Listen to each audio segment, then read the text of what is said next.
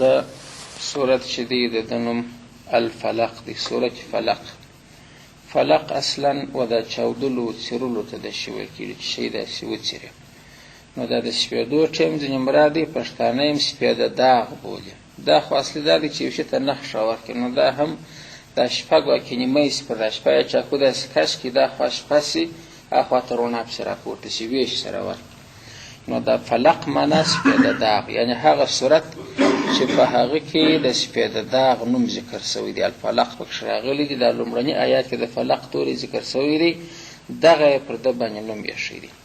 که څه هم په قرآن کریم کې لیکل شوي دي دلته چې پر دا سر یې ولیکلي چې دا نو مکي دی، مګر تفاسیرو دا خبره محققینو تایید کړې چې دا مکي نه دی، مدني دی. دا ځکه دغه واقعه چې دی پکښې کې نازلېدله، دغه صورت او دا پسې صورت دواړه یادوم، که صورت فلق دی که صورت ناس دی. دا دواړه په داسې واقعه کې نازل شوي دي چې پیغمبر علیه الصلاة وسلام په مدینه کې اوسېدی. هلته په مدینه کې شاوخوا پر پیغمبر علیه السلام یهود را چارپېرود. هلته په مدینه کې د کلو کلو آباد و، منافقتونه یې هم کوله، د کفارو سره بېلارې بسته کولې. د پیغمبر علیه الصلاة وسلام دا نظام چې ده جوړ کړی و دا یې دړې وړې کاوه. دا یهود د سره په شیطانات کې بس اول نمبر دی د وخته څخه. نو دا واقعه خو هلته پېښه شوې چې په پیغمبر علیه الصلاة وسلام باندې چې جادو وسو، نو نزول یې هم هلته شوی دی. نو تحقیقي خبره خپله علامه بیضاوي او نورو ټول مفسرینو دا تایید کړی چې دا مکي نه دي، دا صورتونه دا مدني دي، اگر چې دلته ورته لیکلي چې دا مکي دي. نو حق خبر دا ده چې دا مدني دي. څوک بیا وایي چې نزول یې دوه واره شوی دی، نو مکي ورته وایي، مدني ورته وایي، خو اصلي خبر دا ده چې مدني دي. نو هغه پسې صورت چې دی د ناس، د هغه نوم بیا صورت ناس دی. ولې په هغه کې بیا د ناس خو انسانانو ته ویل کېږي چې د انسانانو نوم پکښې کې ذکر شوی دی. هغه صورت هغه نوم هم د لومړني آیات څخه اخیستل شوی دی، پرېښودل شوی دی، قل اعوذ برب الناس. دوی دواړه په یوه پلان نازل شوي دي او د دواړو شان نزول هم یو دی، برابر. ترتیب یې په قرآن کریم کې چې کتبي ترتیب دی چې اوس لیکل شوي دی. دا قل اعوذ برب الفلق صورت، یعنی صورت فلق دی 114 دی، او دا صورت ناس چې اخرنۍ صورت هغه 114 دی، چې په دې ترتیب د قرآن کریم دا صورتونه ټول پای ته ورسېدل. هر نو شی نسته. قرآن کریم دغه 114 صورت دی چې په تواتر را نقل شوي دغه قدر دی. او یو ترتیب نزولی دی. ترتیب نزولی چې دی صورت فلق دا شلم صورت دی. تر علم ترکی په چې صورت فیل موږ ورته تر هغه وروسته نازل شوی دی، هغه د نزول په اعتبار 19 دی، دی چې دی شلم دی. او دا صورت ناس چې دی دی د نزول په اعتبار باندې چې دی دا بیا 21 شو. دوی دواړه خو سره پرله پسې نازل شوي دي په یوه پله، نو هغه یې شلم، دا یې 21. نو ګورئ ترتیب کتبي او ترتیب نزولي فرق سره پیدا کړي. کتبي ترتیب چې دی هغه 114 دا بل 114. نزولي ترتیب چې دی هغه شلم، دا 21. رابطه د ما قبل سره دا دی چې اوغ در وغد حاضر صورت مخکې د ټولو صورتو ترتیب موږ ویلی و، هغه رابطه دلته په دې ځای کې هم دی په ترتیب سره. ولې هلته تر هغه مخکې ذکر شوي وه چې ټول هغه شیان چې اما من اعطى واتقى وصدق بالحسنى، څوک چې ورکړه وکړي او تقوا وکړي او تصدیق په حسنا وکړي، دغه هغه اصول د خیر وه. دغه درې پسې بیا اصول د شر ذکر شوي چې بارا واما من بخل واستغنى وكذب بالحسنى، هغه درې بیا د شر هغه اصول وه. دا نورو صورتو کې چې راغلي وه بس به هغه د شر یو نمونه بیا راپورته کول، یو جزیه به ځینې ذکر کړه، یا بیا د خیر نمونه راپورته کړه. په دې ځای کې د خیر نمونه راپورته کړه. هغه دا ده چې ته واتقه، د الله ته څوک بېرېدلي نو هغه باید څه وکړي؟ هغه باید پر الله توکل وکړي چې د الله څه بېرېږي، چې الله دونه قهار ذات دی، پر جګر د جهان مالک دی، د ټولو رب متصرف دی، نو توکل او اعتماد باید پر دی. او د هر شي څخه بېرېږي پناه هم د څه وغواړه. ورته ته تقوا کوي، نو تقوا دا د تقوا اصولي شیانو کې چې دی دا امر درجې په هغه تقوا کې چې دی توکل پر الله او پناه غوښتل هم د ده څخه. اوس نو پناه د کومو شیانو څخه؟ هغه ضررمن شیان چې که د دنیا دي که د آخرت دي، دواړه به په دې صورت کې ذکر شي. په اول صورت کې به هغه ضررناکه شیان ذکر شي چې انسان ته په دنیا کې تاوان رسي، د هغو څه پناه باید په چا وغواړي؟ په الله. په دویم صورت کې هغه شیان ذکر شوي چې د عقبا د لارې انسان ته تاوان رسوي، عقبا او آخرت یې در خراب کوي، په هغو کې هم باید ته پناه د چا څه وغواړې، د الله څه وغواړې. نو که زما په خبره پوهېدلي یاست هغه دا دی چې رب کې د ما قبله سره دا سو چې تقوا څه معنی، د تقوا دا یو شاخله ده چې اعتماد پر الله وشي او استعاذه او پناه د ده څه وغوښتل چې په کومو امورو کې، هم په دنیوي امورو کې هم په اخروي امورو کې. په اول صورت کې دنیوي امور ذکر شوي دي، دنیوي ضررناکه شیان، په دویم صورت کې چې د اخروي ضررناکه شیان ذکر شوي دي. دا خو څه د دې رابط. بلې شان نزول دی. شان نزول د دې صورتو چې هغه دا و چې رسول الله علیه السلام په مدینه کې اوسېدی، د په کور کې یو خادم درلود، یهودي هلک دلته اوسېدی. یهود خو په عذاب شول چې دلته مسلمانان وده کوي، حکومت اسلامي جوړ کړي، ورځ په ورځ یې لمن پراخېږي او دا ډېر جنګونه هم وسول، کفارو ته بیا پلا په جنګ کې شکست ورکاوه. د دې فکر دا سو چې معنا زموږ کمبال هم د دې ځای ټوله بوله. نو شیطانت دا وکړي په دې کې دا سحر و جادو منتر دا خورا ډېر. لبید بن اعصم دا یو یهودي و، دی په خپل هم جادوګر و کوډګر و، دا لوڼه یې هم دا کار کاوه. دوی باره د هغه هلکه څه چې د پیغمبر علیه السلام په کور کې خادم ورسره اوسېدی، د هغه څه یې څه شیان وغوښتل. د رسول علیه صلات وسلام ژمنځ چې ده به دا سر مبارک په ژمنځاوه، د هغې څه غاښونه مات. دا د ژمنځ پخوا به دا ژمنځ د لرګي څه جوړېدې، اوس هم په ساراو کې کیدای شي څه نمونې یې پاتې. نو باره چې به په وریښتانو کې بنده شوله، یو غاښ یې بیا ورژېدی، مات به سو په دا بیخ کې. د لرګي څه به جوړېدې، اکثره زموږ په وطن کې دا جتان چې و هغو به ښایسته ښایسته ژمنځې جوړولې، یو کلک لرګی و د دغه څه به جوړولې. نو دغه وطن کې په هغه وختو کې هم دا پلاستیکي ژمنځې نه وې، د نورو موادو څخه وې، دغه د لرګي غوې، دغه د ژمنځې غاښ ولې یو څو دانې چې په لاس داسې پیغمبر علیه السلام چې مبارک سر ژمنځي. بل د ده وریښتان، روح البیان والانو لیکلي، هغه بر وایي چې دا وریښتان څوک ژمنځ کې ورخېږي، یو دوې درې ټوکرې کړي چې بیا څوک جادو در ورکړي. د پیغمبر علیه السلام هغه سالم وریښتان یې غوښتي وو، اگر چې دا مثلا په دین پسې اړه نه لري چې ته خامخا پرې کړه. دی نه وایي چې دوی په سالم وریښته باندې جادو وکړي په پیغمبر علیه السلام، دا باید پرې شي، دا رقم چې معنا ټوکر ټوکر شي، بیا نه یو ځای چخ کړه شي. نو دا د مبارک څه وریښتان دا چې ځینې واخیستله، نو هغه لبید بن اعصم او لوڼه باره جادو شروع کړي. نو هر منتر و جنتر چې زده و، هغه یې وایه دا د کمانې وتر چې ورته وایي هغه تار، یو یې دغه تار پیدا کړي، بله د پیغمبر علیه صلات وسلام مبارک وریښتانو، بله د ژمنځ غاښونو. حتی په ځینو روایاتو کې دا راځي باره وایي د شمع څخه د پیغمبر علیه السلام یو شکل د انسان یو مجسمه قدر یې هم جوړ کړي. باره نو پر خپل منتر پر ووایه، په هغه تار کې اول غوټې کولې، پر هره غوټه باندې چې غوټه بیا کوله منتر بیا ووایه، یوه غوټه بله 11 غوټې بیا ده، دا یې په دې تار کې وکړه، د هغه وتره د کمانې، او پر دې هره غوټه باندې بیا باره ستن جګه کړه داسې. نو پر دا 11 غوټه یې ستن جګه کړه، باره یې داسې سره وپېچله، هغه د پیغمبر وریښتان هم هغه د ژمنځ ده. په دا ځینو روایت کې به راځي چې په هغه مجسمه کې هغه د مومو څه چې جوړه کړې وه، د هغه پر دا زړه باندې چې و دغه ستن یې پر هغه باندې هم سي ورجګې کړې دا رقم، او دا د ژمنځ غاښونه یې پکښې کې جګ کړه. باره یې دا په یو شي کې وپېچله، بیا یې دا خرما چې دا خپل وږی راباسي، د دې داسې د لکه د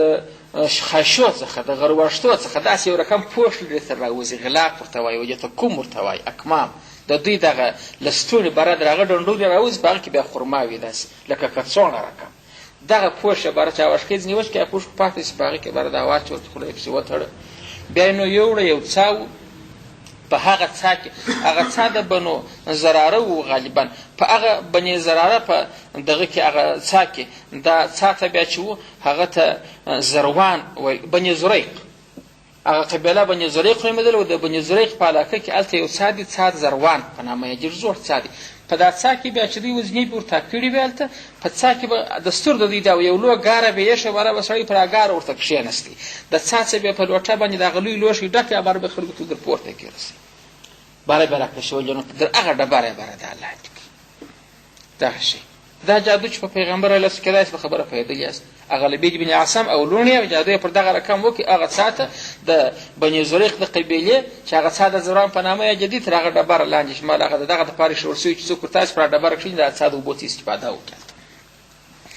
نو دلته چې لاندې کوي په پیغمبر علیه الصلات وسلام باندې داسې کیفیت عارض سو. حضرت ام المؤمنین عایشه رضی الله تعالی عنها فرمایي چې پیغمبر علیه السلام به هر کار زړه غوښته چې وي کوی نه سو،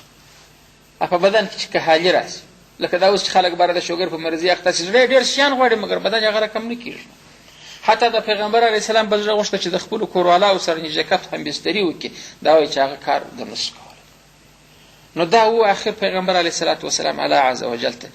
داسې یو التجا وکړله زاري ورته چې الله پاک په ما څه سوي دي خو نور بدن مې جوړ دی خو دې ډوډۍ خورم مګر دا چې هر کار اراده وکړم هغه نسم پوره کولی نسم کولی نو دغه و چې په روایت کې راځي چې رسول علیه الصلاۃ والسلام بدو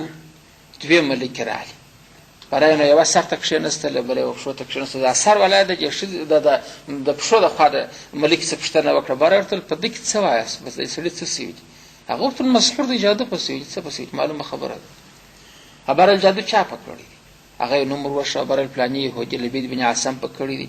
چیرې دی ول نو یې پوښتنه سره کوي پیغمبر علیه السلام خو داسې بدو چې هلته بېدماغ فعال و پیغمبر علیه السلام یې اوري برای دا خو په هغه د بني زریق په زروان څاه کې تر ډبره لاندې دی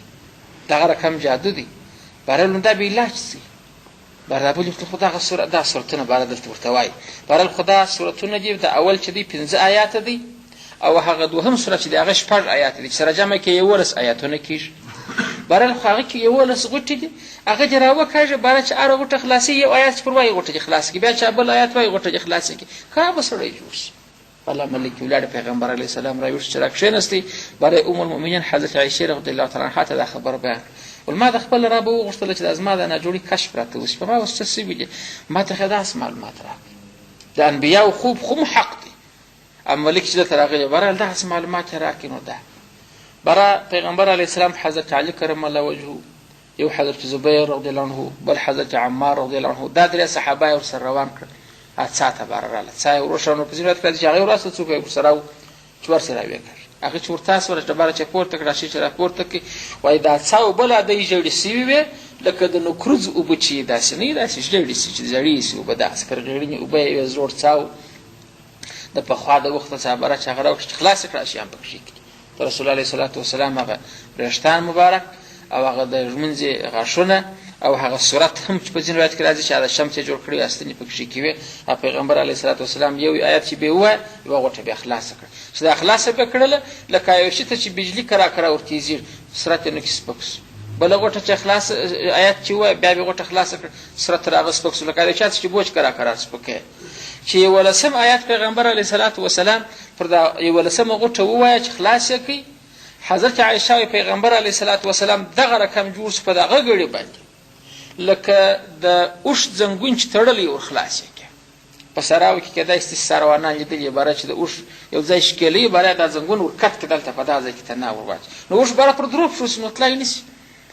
نو چې هر ځای ځي خو دا د مخ پښه داسې وغورځي دا رقم شو دا دونه بدن دی خو باره ځغاستی نه شي چې ډېر لرې شي عدالت نږدې پر دا وروښیو باندې ګرځي نو دا انسان چې خواته نسته ګویا کې زنګون یې تړلی دی وایي چې دغه 11 غوټه خلاصه د پیغمبر علیه السلام دغه رقم شو لکه داسې چې زنګون خلاص د عقاله څخه قطع شي جوړ روغ سړی شو نو دغه لبید بن عاصم چې و د ده په باره کې حضرت عایشې هم غوښتنه وکړه په مسند احمد کې روایت راځي اصحاب هم وکړه بره رسول الله صلی الله علیه وسلم ول د دې اجازه خو وکړه چې خپله خو د درکه قریب جلا کړم د بدن چې دا دونه اغلاظ خبیث ته دې خبیث اجازه وکړه رسول الله علیه السلام ور پرېږدي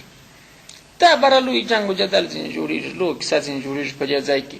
تر اوسه پورې زموږ حکومت ټینګ سوی نه دی نو هر بلا سړی ځان ته نه پاروي دا حکومت چې ټینګ سوی نه ګوره پیغمبر علیه السلام پېژندي هم چې د پیغمبر د قتل اراده کړې په دغه صحافت یې مبتلا کوه مګر دا سیاسي پوهنه په دې ښه د پیغمبر علیه الصلاة والسلام بره خو نو ګرده خلک په کلي کې دښمن ځان ته جوړ کړي زموږ بېباني جنګونه وسپار کړي نو بېباني جنګونه چې تر هغه وخته باید په کلي کې خلک ونه چخول شي ونه تخنول شي چې په تا باندې راپورته شي نو پیغمبر پېژنم او بل دا دی پیغمبر زه د خپل ځان د شخصي عداوت په خاطر د چا څه انتقام نه اخلم مګر نه که د الله د جن په خاطر نو اصلي مهمه خبر هغه و چې پیغمبر علیه الصلاة والسلام ته سیاسي بصیرت په کار واچوه چې به دلته داخل کې مشکلات پېښېږي نو په دغه غږ در پای ورته ونه کړي اصحاب دی نه کوي مړ کنې پېژندی هم په نامه پیغمبر علیه الصلاة والسلام ته معلوم پیغمبر یې واره واره نوم لا نه رسوا کاوه چې دا کیفیت یې بیان کړي اصحاب د بصیرت بر الله که بل یو دی بیا هغه پیغمبر علیه السلام ولو اما چې دغه دی نو بره دی ول اجازه وکړه پیغمبر علیه السلام اجازه ورله ور نه کړه نو شان نزول د سورت دغه چې بیا جبرئیل امین باره رالی پیغمبر علیه الصلاة والسلام چې دغه دم هم وایه چې پیغمبر بسم الله ارقیک والله یشفیک من کل شیء یؤذیک من عین وحاسد د الله په نامه تا دموم او الله دې تا ته شفا درکړي د هر هغه څه څخه چې تا ته ضرر رسي دا که نظر عین دا سترګې چې نظر کوي څوک نظر کوي او که دا حسدګر د ګردو څخه دي الله تعالی تا ته شفا درکړي او د هر شي څخه تا ته دم درکوم دا مې هم پر در باندې ووایه نو د دغه وخت څخه چې دی نفس نور روایت خو هم راځي د دغه ځای څه مادي دم جایز دی په هغه الفاظو په هغه کلماتو چې هغه د قرآن کریم کې مأثور یا د رسول علیه السلام په احادیث کې مأثور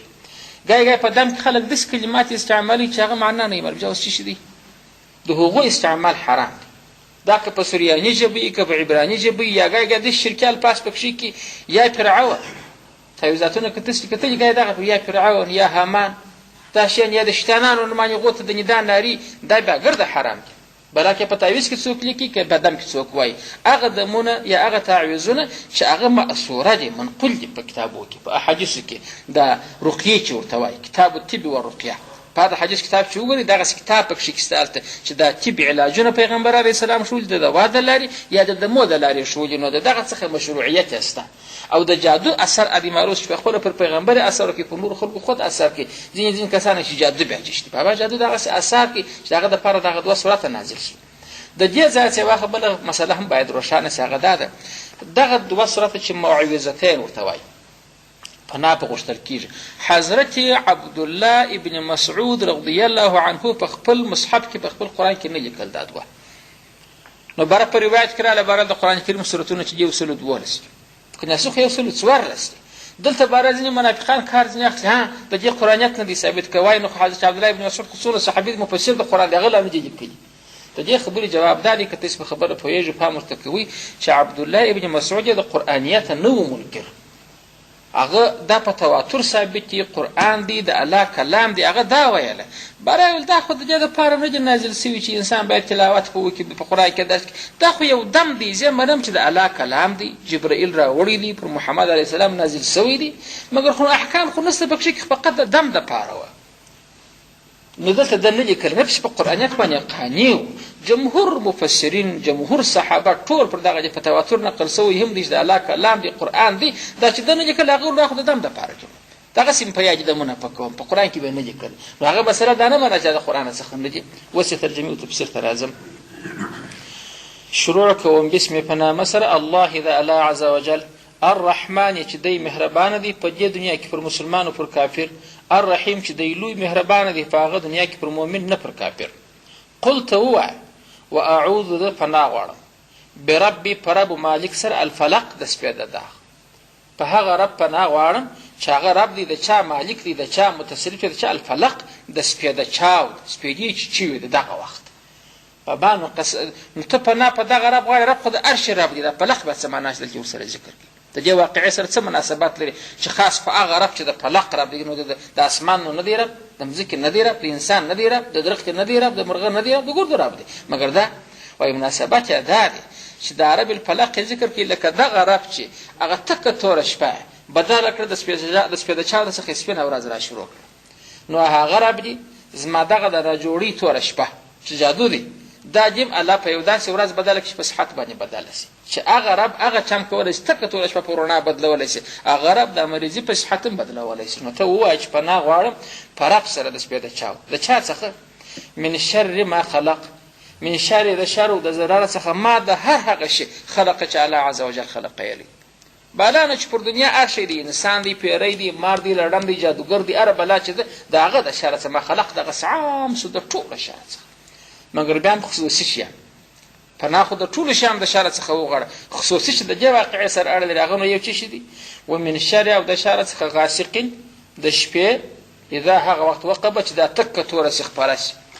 شپه خو چې د په یاپله نه تورېږي د لمر چې ولوېږي کرار تاریکه کېږي باره په خاصې شپه چې په خاصې د 12 یوې بجې زمانه شي شپه داسې قرار ونه شي نو الله او پیغمبر ته وایي چې دغسې ووایه و د هر شي د شره پناه غواړه مګر خصوص بیا د چا د شره د شپې چې خپره شي دا به څه مناسبت د دې واقعې سره هغه دا دی جادوګر چې ګرد عمر جادو کوي د جادو اتمام و تکمیل اکثر و بیشتر په شپه کې راځي یو خو هغه د دم کړوړه چې کوي بیا خو نو دا جادو خپل ترتیبات لري لکه خپله د هغه غوټه چې د راڅا پورې رسوله نو دا خو د ورځې نه ده کړې دا خو په داسې وخت کړی ده چې هېچا نه دي لیدلي چې څه کوي دا سړی ساعته تاکیر غوټه ورڅخه داسې بیا پټوي جادوګر چې ګرد عمر چا ته جادو ورښیي چې دوه نفره سره جنګ خو په اسرا کې وایي ورته شاخه نو په سرا کې په د ورځې باره ښځې ناستې غارونه کوي په چارچوبو کې پټوي، په بلوچستان کې اچي.